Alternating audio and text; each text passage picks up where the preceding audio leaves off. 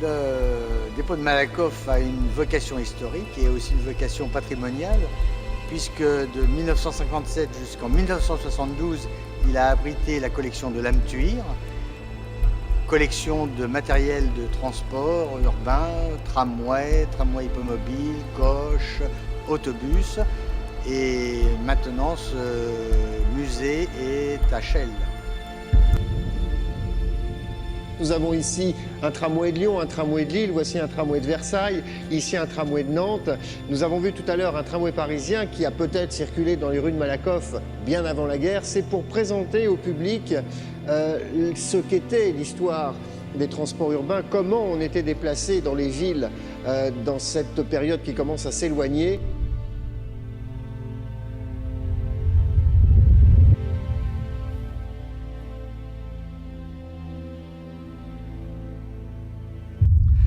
Alors, sur Malakoff, il y avait deux lignes qui étaient à traction hippomobile, le 87, qui allait de Malakoff aux Halles, et la ligne 127, qui allait de Fontenay-aux-Roses à Saint-Germain-des-Prés. Alors, ces deux lignes étaient tirées, donc, les tramways étaient tirés par des chevaux, et l'implantation du dépôt de Malakoff n'a pas été prise par hasard, simplement parce que c'était une zone maraîchère. Et le dépôt, qui était aussi la remise des chevaux, devait avoir des prés pour l'alimentation des animaux. Dans le dépôt, il y avait bien évidemment tous les métiers du cheval.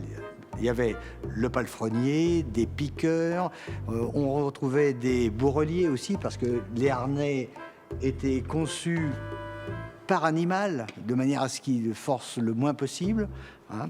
Et il y avait des vétérinaires, ce sont les vétérinaires qui établissaient les feuilles de route pour les chevaux pour la journée de travail.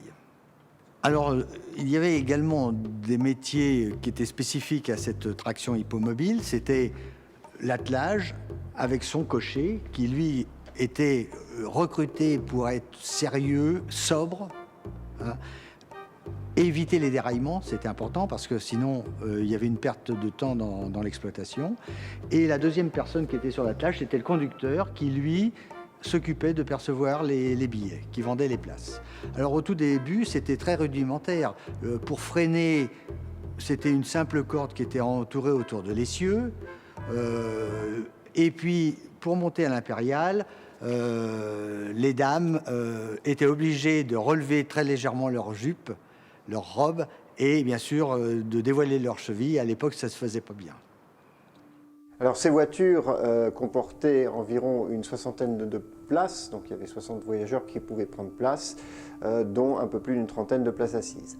En revanche, il y avait deux classes sur les tramways parisiens, première et deuxième classe, et celle-ci est une voiture de deuxième classe avec des banquettes en bois.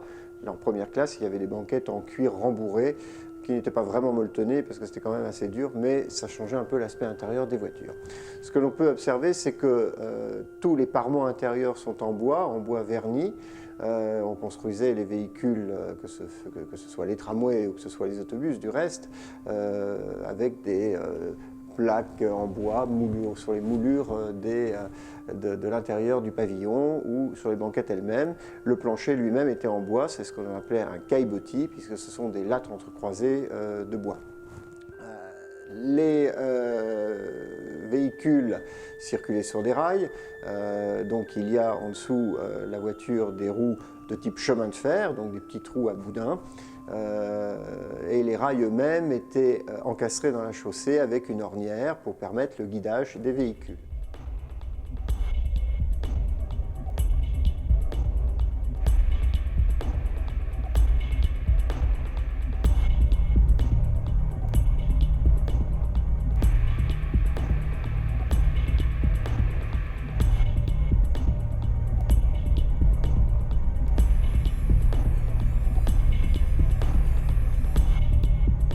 Le tramway, qui est une invention française, a d'abord été construit outre-Atlantique aux États-Unis à partir de 1832 à New York. C'est un monsieur Loubat, qui était français, qui a eu l'idée d'appliquer la technologie ferroviaire, donc des rails posés sur les chaussées de nos villes, pour faire circuler des véhicules ferroviaires à chevaux. Il a traversé l'Atlantique et en 1852, il a proposé ce type de transport à Paris. Ça a été accepté et il a pu faire construire une ligne de tramway entre la Concorde et Versailles. Cette ligne deviendra bien plus tard la ligne numéro 1 des tramways parisiens. Le tramway, quand il a été construit au fur et à mesure du passage des ans, donc à partir des années 1875, a bien évidemment été développé dans toutes les parties de la capitale, dont le sud de la capitale. Si l'on se concentre sur cette partie sud-sud-ouest, entre Châtillon, Vanves, Malakoff, Ivry, Issy-les-Moulineaux, Boulogne-Billancourt, etc., eh bien, la compagnie des tramways sud, qui allait devenir quelques années plus tard la compagnie générale parisienne de tramway, a construit au moins 4 lignes qui touchaient à Malakoff et qui permettaient soit de descendre au sud de Malakoff en partant du centre, soit de remonter vers le centre de Paris directement vers les Halles. À cela s'est ajoutée une ligne perpendiculaire qui était est-ouest, qui elle était exploitée par une autre compagnie qui était la compagnie des tramways Rive-Gauche, qui, comme son nom l'indique, avait quelques lignes qui étaient sur la rive gauche de la Seine et qui partaient de la porte de Saint-Cloud pour aller vers la porte d'Orléans et vice-versa, en traversant entre autres Malakoff. Et les usagers des autobus modernes d'aujourd'hui retrouveront la ligne 126 qui a un petit peu changé puisqu'elle ne va plus à la porte de Saint-Cloud, mais qui reprend quasi in extenso dans Malakoff en tous les cas le tracé de cette ligne des tramways rive gauche, qui sont lointains ancêtres qui aujourd'hui auraient plus de 100 ans.